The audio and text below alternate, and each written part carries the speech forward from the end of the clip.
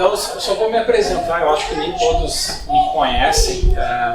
Meu nome é Silvio, eu estou cá em Portugal na situação de missionário, né? Sou missionário da Aliança Cristã Missionária, eu e minha família. Para quem conhece Mike e Ruth Davis, Danilo e Elaine, que esteve, quando chegaram há 11 anos atrás aqui, vocês acolheram eles, né? Hoje existe uma igreja da Aliança em Paredes e a nossa denominação entendeu que era a necessidade de abrir um outro lugar onde as pessoas pudessem cultuar Deus, se Deus assim permitir aqui no Porto. Então a gente veio com esse objetivo de ajudar a plantação de uma nova igreja no Porto. Eu sei que não vai ser um desafio fácil, né? Mas a gente conta com as orações dos irmãos e com certeza colocamos toda essa nossa ansiedade, assim como nós ouvimos hoje de manhã sobre inclusive isso, né? Essa coisa de plantar uma igreja, né? E os desafios que tem para isso. A gente coloca nas mãos de Deus. Quero dizer que essa casa, né, aqui a igreja, o caminho, ela tem sido, enquanto nós ainda não temos um trabalho efetivo ainda aqui no Porto, tem sido a nossa casa, a minha casa e da minha família, né? Nós temos frequentado alguns cultos e aqui tem sido o lugar onde a gente tem recebido o Senhor. Então, obrigado pela hospitalidade de vocês. De uma forma geral, vocês são muito hospitaleiros, né? E o pastor Samuel, quando ligou, né, passou por uma situação de aperto, ele teve que viajar e pediu para compartilhar. Ele, ainda bem, eu me senti um pouco aliviado quando ele disse que o tema era livre. Né, eu não precisava provavelmente entrar na sequência das seus estudos, né, e seria uma responsabilidade grande com vocês de talvez ter que continuar aquilo que ele já tem estudado e tem transmitido para vocês. Então isso me deu uma certa liberdade, até porque eu sabia que o culto seria não menos importante, mas seria com um número talvez reduzido de pessoas. E aqui eu vou trazer com certeza é a palavra do Senhor, mas algo, um testemunho, né? Não só meu e da minha família, mas um testemunho de alguém que foi muito importante e significativo na minha vida. Eu tive o privilégio de ter um avô que viveu 101 anos. E foi um homem de Deus, um homem que tinha uma vida de oração exemplar, uma vida aos meus olhos, uma comunhão com Deus assim fantástica, né? Com certeza não estou endeusando ele não era perfeito, né? Como nós, ele tinha suas falhas e seus pecados, mas era alguém que ele entendia essa coisa, né? A verdade que era antes, é hoje e amanhã, de que Deus é imutável e que Ele é morada, Ele é casa do seu povo.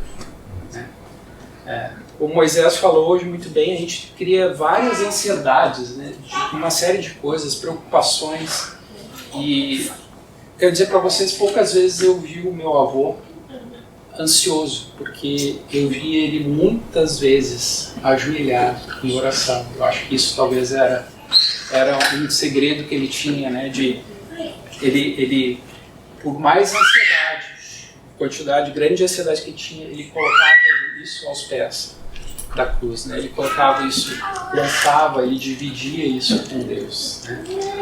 E meu avô teve, estou falando isso porque meu avô faleceu, foi agora no mês de julho, né? Faleceu aos 101 anos, né? No mês agora de novembro ele estaria fazendo 102 anos. E interessante nessa história é que a minha avó, ela faleceu menos de 30 dias depois que ele faleceu, aos 94 anos, né? Então minha avó lá no mês de agosto ela faleceu. Minha avó, ela já vivia acamada, ela já tinha um Alzheimer em um estágio bem avançado, então ela só estava deitada na cama, ela não tinha mais muita interação com nenhum familiar. Mas o meu avô tinha uma responsabilidade desde o momento que soube que ela ficou doente, de todos os dias ele estava ao pé da cama dela. Mesmo que ela talvez não estivesse entendendo nada, mas creio eu que ela estava entendendo, tá? Lendo a palavra e orando com ela. Meu avô, ele se aposentou aos 70 anos, né? Então imagina, ele teve aí mais de 30 anos de um privilégio de desfrutar da reforma dele. Talvez com mais tempo para aquilo que ele gostava, que era estar em comunhão com Deus e em oração, que era algo que eu sempre via ele fazer. Por que eu estou falando de tudo isso, né? Antes de chegar aqui em Portugal, no ano passado, no ano de 2002, foi isso? No ano de 2020, perdão, eu tive o privilégio de, estando ainda no Brasil, esperando para chegar cá em Portugal, participar do aniversário de 100 anos do meu avô, né? A gente fez uma festa de 90, porque a gente sabia que 90 já era importante, não sabíamos o que viria pela frente, né? Nenhum de nós sabe. Mas eu tive o privilégio, então, de eu e a família, todos nós estávamos presentes no aniversário dele de 100 anos. E festa, né? Nós comemoramos aquele momento, meu avô ainda lúcido, né? Interagindo, conversando, contando as suas histórias engraçadas, pedindo para que eu levasse, né? Eu sou o neto mais velho, que eu levasse uma palavra que deveria ser curta, porque era um momento de festa, não era um momento de claro que para ele isso era muito importante, que todos ouvissem a palavra de alguma forma. Tinha um momento dessa festa que ele leu o Salmo 90.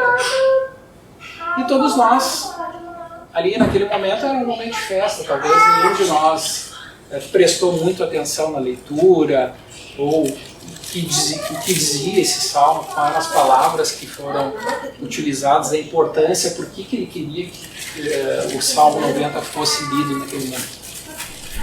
Então, com a morte dele, eu relembrei isso, né? Eu relembrei esse momento da leitura do Salmo 90. E eu queria convidar vocês, eu acho que a gente pode ler juntos aqui, Salmo 90. A gente vai começar, eu vou começar a ler e vou fazer algumas paradas, porque depois eu tive que estudar e até um pouquinho esse salmo, e eu vi coisas muito interessantes e entendi o que o meu avô queria transmitir para toda a família naquele momento, né? Então, sei que vocês estão abrindo aí, ou anotem para ler depois e tirarem as suas conclusões, as suas reflexões do que o Salmo 90 nos diz. E o Salmo 90 ele começa assim, né, no versículo 1. Fala assim: Senhor, Tu tens sido o nosso refúgio de geração em geração. Antes que os montes nascessem e se transformassem a terra e o mundo, de eternidade a eternidade, Tu és Deus. Né? E aqui fica claro para a gente, né, essa coisa que Deus é imutável. Ele nunca muda.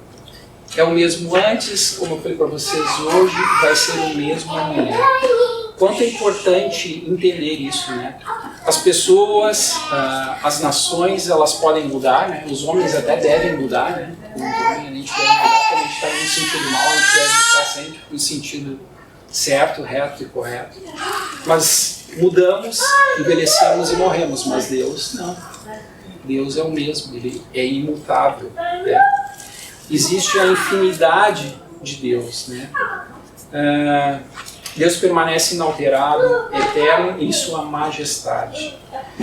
E quanto isso era, relembrando um pouco, né, sobre a infância que eu passei com meu avô, né, como era claro isso na vida dele, né? Falar sobre Deus, um Deus que nunca muda, porque os homens estão sempre buscando deuses ou situações que mudam, que são mentirosos, né? Que buscam outros deuses, né? O dinheiro, né? O dinheiro também é falso, o dinheiro é temporário, o dinheiro ele muda, o dinheiro ele... O que for que o homem busca, que não é Deus, um Deus imutável, um Deus que sempre existiu, um Deus que foi criador de todas as coisas. Entender por que as pessoas ainda não têm isso na sua mente, né? E o meu avô não perdia tempo de falar sobre esse Deus. para as pessoas, não importava onde fosse. No autocarro, onde ele pegava todos os dias para ir ao trabalho, na ida, na volta, as pessoas que estivessem ao seu lado no banco, ele não perdia a oportunidade de falar sobre esse Deus. Uma vez eu tive a oportunidade de morar muito próximo ao meu avô. Ele morava numa casa, eu morava num prédio de esquina. Eu lembro de olhar para baixo, né, na rua, onde eu vi meu avô abordando uma pessoa na rua para falar desse Deus imutável, majestoso, um Deus que nunca muda. Ele não perdia tempo. Lembro muitas vezes que eu tive na minha infância o privilégio de fazer muitos passeios. Meu avô tinha uma quinta afastada, então eu passava muito tempo nos finais de semana nessa quinta. Tinha uma casa de praia, então eu também, assim como vocês, também costumava passar um tempo na praia com meus avós, meu avô. E qualquer hora era hora. Qualquer pessoa era uma oportunidade de falar desse Deus majestoso, desse Deus que não muda. Seguindo no Salmo 90, versículo 3, diz assim: Tu reduzes o homem ao pó e dizes, tornai filhos dos homens, pois 1000 anos aos teus olhos são como um dia de ontem que se foi e como a vigília da noite. Tu o arrastas na torrente, são como um sono, como a relva que floresce de madrugada viceja e floresce, à tarde murcha e seca. Pois somos consumidos pela tua ira e pelo teu furor, conturbados. Diante de ti puseste as nossas iniquidades, e sob a luz do teu rosto os nossos pecados ocultos. Pois todos os nossos dias se passam na tua ira. Acabam-se os nossos anos como um breve pensamento. Dos dias da nossa vida sobem de 70 anos, ou, havendo vigor, a 80. Neste caso, o melhor deles é canseira e enfado, porque tudo passa rapidamente e nós voamos. Quem conhece o poder da tua ira e a tua cólera? Até aqui, gente. E aqui é nítido, né, nesse trecho que eu li, fala sobre a fragilidade do homem. O quanto somos frágeis. Hoje, de manhã, depois do culto, da mensagem que ouvimos, eu estava conversando com minha esposa no carro, né? Como é difícil para nós, principalmente homens, admitirmos o quanto somos frágeis. Porque se nós admitimos que somos frágeis, nós temos que nos colocar e pedir o auxílio de Deus. Quer dizer, Deus, eu não consigo isso sozinho. Eu tenho que compartilhar com Ele os meus problemas e não tentar resolvê-los a qualquer custo, não importando as consequências, né? Tentando, nas minhas forças que eu acho que eu tenho condições de fazer todas as coisas, porque eu tenho capacidade, porque eu estudei, porque eu tenho recursos financeiros para fazer. Mas não é verdade. A gente pode ter todas as riquezas do mundo, a gente pode ter todos os estudos do mundo. Se a gente não dividir isso com Deus, a gente vai viver a ansiedade, a gente vai viver a preocupação, a gente vai conhecer a frustração porque não conseguiu realizar ou fazer as coisas conforme a vontade de Deus, conforme Deus nos apresenta e quer que façamos junto com Ele, não a minha autossuficiência, que eu vou conseguir fazer tudo sozinho. E muito disso, né, muito disso que acontece hoje é por causa da nossa natureza decaída, né? O homem, o pecado, né? O ser humano é a principal razão desse momento curto que a gente vive, né?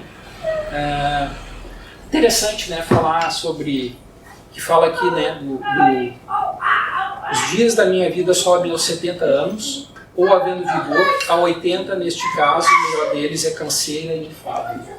Pensar na vida do meu avô, né? Puxa, chegou aos 70, se reformou, passou os 80, passou os 90, chegou aos 100 anos. Provavelmente canseira é o que ele deveria viver, talvez, nos últimos anos. Mas ele era um homem tão focado, e tão ciente daquilo dessa relação com Deus, dessa vivência, desse compartilhar com Deus, que ele tinha essa coisa, como eu disse para vocês, não deixar minha avó, mesmo que talvez na inconsciente dela não estivesse lá, mas em espírito provavelmente ela estava recebendo de Deus. E ele tinha esse compromisso, essa responsabilidade. Ele tinha compromisso com a família, ele tinha uma responsabilidade com a família.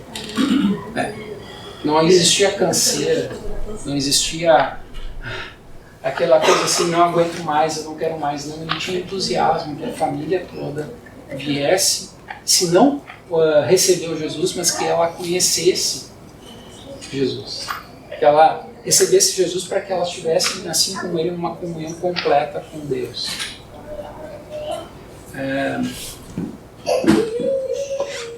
Tédio é uma coisa que eu não via o meu avô ter, né? Fadiga espiritual, eu não via, né? Aos 100 anos, meu avô queria cantar hinos, queria que a família toda cantasse junto, queria, mesmo no seu aniversário, que fosse uma festa onde a palavra de Deus estivesse presente, que ela fosse marcante para as pessoas. E é claro, aqui também fala um pouco sobre a questão da ira, né? E a ira é uma resposta ao uso irresponsável daquilo que nós não fazemos, daquilo que Deus pede para nós fazer e não fazemos. A ira divina é Deus falando para a gente que a gente está fazendo mau uso do nosso tempo, daquilo que a gente faz no nosso dia, as nossas ações. Meu avô, no trabalho dele, ele não perdia a oportunidade de, mesmo estar fazendo uma venda ao telefone, ele falar um pouco. Já conhece Jesus? Já ouviu falar de Jesus alguma vez na tua vida? Conhece aquele que vai te dar livre acesso a Deus? Meu avô não perdia essa oportunidade. E para a gente combater essa ira e talvez não ter os dias diminuídos, né? Eu até fui olhar lá em Gênesis, gente lá que fala, né, da Matusalém. Por que a gente não vive mais tantos anos assim? E lá diz, eu vou Gênesis 6. Aí vocês depois podem procurar lá quando fala sobre os homens que viveram muitos anos, né? E fala lá, Gênesis 6:3 diz assim: então disse o Senhor, o meu espírito não agirá para sempre no homem, pois este é carnal, e seus dias serão 120 anos. Provavelmente a gente fez muita coisa errada, porque os nossos dias ainda foram mais reduzidos, né? Mas é isso, né? Deus sabe que somos carnais, e a forma de a gente combater essa ira, né? Combater essa coisa que nos leva sempre a ir sentido contrário de Deus, é temor. Um temor que nos faz ter responsabilidade junto a Deus, responsabilidade junto às nossas atitudes. Queira eu que minhas atitudes fossem melhores. Queira eu que minhas atitudes pudessem refletir aquilo que eu via no meu avô. Como eu disse para vocês, eu estou usando o meu avô como exemplo, porque é alguém que eu via isso, né? Eu via uma comunhão, uma relação direta com Deus. Mas vocês podem ter outras pessoas como referência disso. Salmo 90, versículo 12. Ensina-nos a contar os nossos dias para que alcancemos coração sábio. E aqui com certeza fala dessa questão, né? Uma oração para que possamos refletir, pensar, né, sobre os nossos dias. As pessoas sábias recebem agradecidas o ensino e a disciplina de Deus. Muitas vezes a gente não gosta de receber a disciplina. Mas se somos sábios, a gente sabe o quanto isso é importante para que a gente volte para o caminho certo. Também afasta, quando a gente recebe esse ensino, essa disciplina, também afasta de nós a possibilidade de procrastinação, né? De sempre jogar, não, isso não vou fazer agora, isso eu vou fazer mais adiante, né?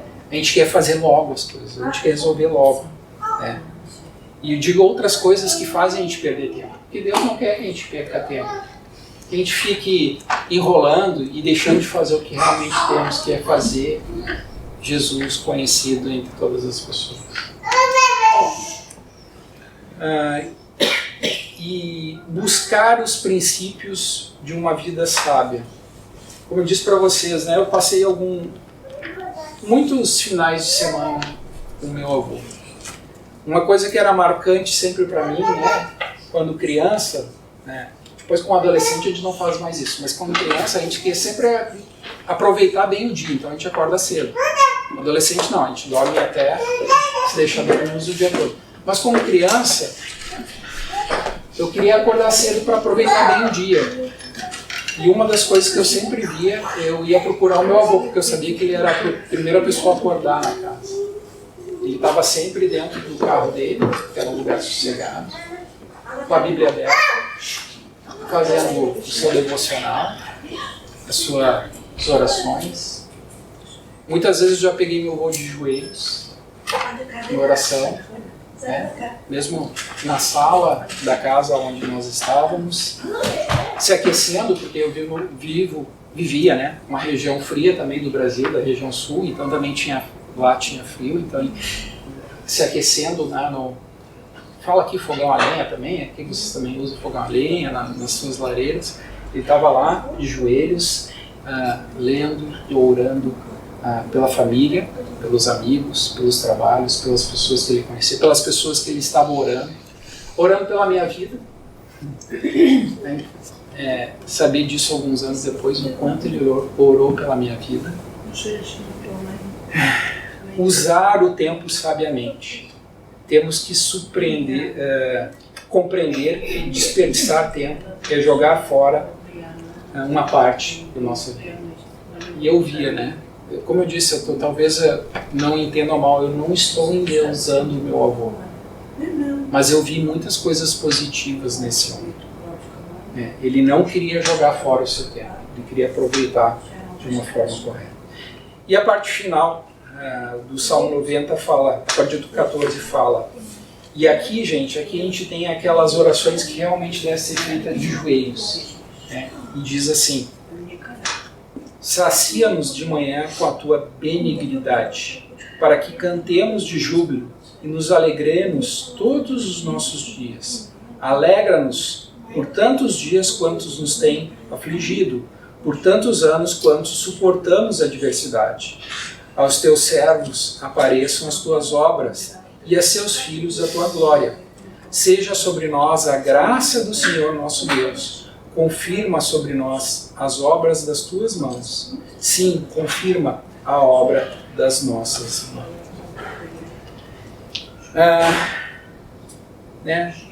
Como eu disse, aquelas orações para fazer de joelho. Né? O meu avô sabia o quanto importante era ele dar esse exemplo para os filhos. Né? Ele teve 3 filhas, né?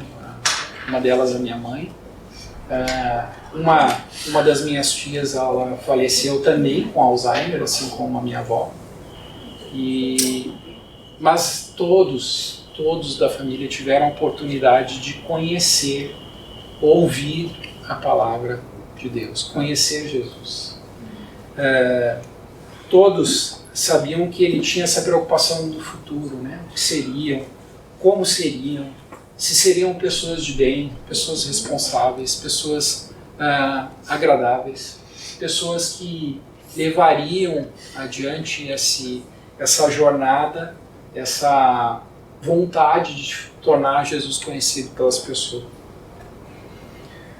O Senhor respeita o coração contrito, arrependido, e Ele sempre mostrará compaixão. É o que fala aqui nessa oração, né?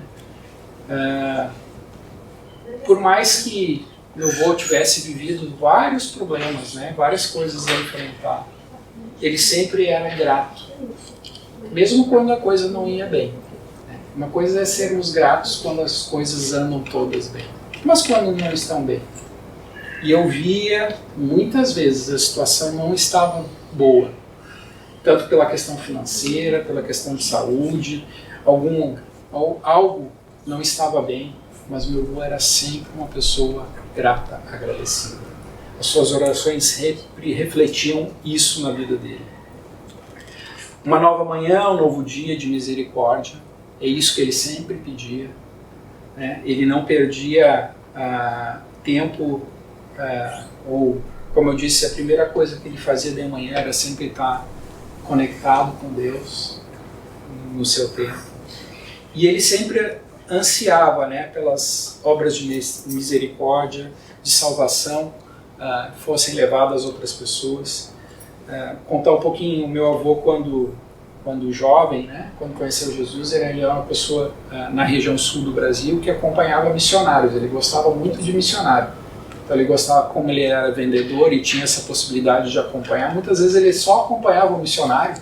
Eu não sei se era para saber se o missionário estava fazendo o trabalho certo ou para dar um auxílio para o missionário, mas ele estava sempre ligado aos missionários de alguma forma para que isso acontecesse, né? Ser um apoio, né? Exemplo de graça, amabilidade, ternura, deleite e prazer de estar em comunhão junto da palavra de Deus. Né? Interessante, né? Essa oração e essa perspectiva de futuro, de levar um legado, levar todos os familiares a levar isso adiante, que ele tinha esse propósito que ele tinha com Deus, né?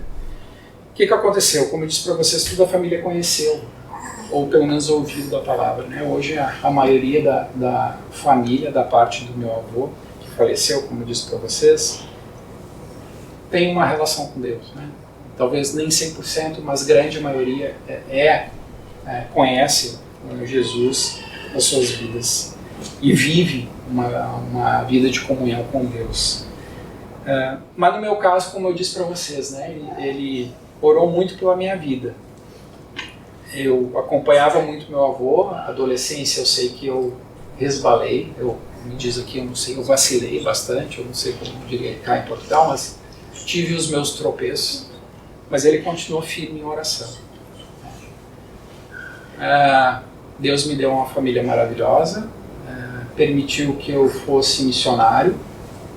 Eu comecei a estudar, a frequentar uma igreja, comecei a fazer estudos bíblicos, a participar mais ativamente da igreja, comecei a fazer curso teológico, terminei o curso teológico, eu e minha esposa, quis ser missionário, já mais velho, é claro, mas acabei sendo missionário. Então, a questão de 11 anos atrás, eu até estive cá em Portugal, mas era para visitar o Danilo, Elane, Mike e Ruth. Não imaginava que um dia eu estaria aqui em Portugal como missionário, porque há 10 anos atrás eu fui ser missionário na região norte do Brasil para trabalhar com indígenas. Depois trabalhamos com ribeirinhos, quilombolas, né, são conhecidos no Brasil como povos tradicionais, povos de uma cultura muito diferente da que conhecemos, povos que falam outra língua. Morei com indígenas 3 anos, Yanomamis, que só falavam a língua indígena, então a gente tinha que aprender língua e cultura, tudo isso com o objetivo de levar isso adiante, tornar Jesus conhecido, permitir que outras pessoas possam ter comunhão com Deus. Isso foi o que aconteceu comigo, sem dizer dos meus primos, né, dos meus irmãos, aquilo que ele queria que as pessoas viessem a levar adiante. Então, como eu disse para vocês, né, talvez refletindo o porquê nos 100 anos dele de ler esse Salmo 90, e como eu disse no início para vocês, né, as gerações de pessoas passam, é tão certo que elas passam, né, rapidamente. Nós passamos, nós somos assim, 40, 50, 60, 70 anos é pouco tempo. A gente passa. Deus, Ele é imutável, Ele é eterno. E é tão verdade que Deus é imutável que Ele é a morada, Ele é a casa do seu povo. Meu avô queria estar nessa morada. Ele queria estar na casa de Deus. Interessante porque quando a gente trabalha com indígenas, eles gostavam muito de dizer que era um povo de Deus. Povo de Deus. Eu quero estar na casa de Deus. Só para concluir o que eu estou para falar para vocês, né, poderíamos dizer, né, o Salmo 27, 4, até eu acho que é um cântico, né, eu não sou muito bom com louvores, mas o Salmo 27, 4 diz assim: uma coisa peço ao Senhor e buscarei, que eu possa morar na casa do Senhor todos os dias da minha vida para contemplar a beleza do Senhor e meditar no seu templo. Isso que o meu avô quis fazer, isso que ele quis transmitir para as pessoas, isso que ele quis transmitir para a família e para o maior número de pessoas que ele conheceu.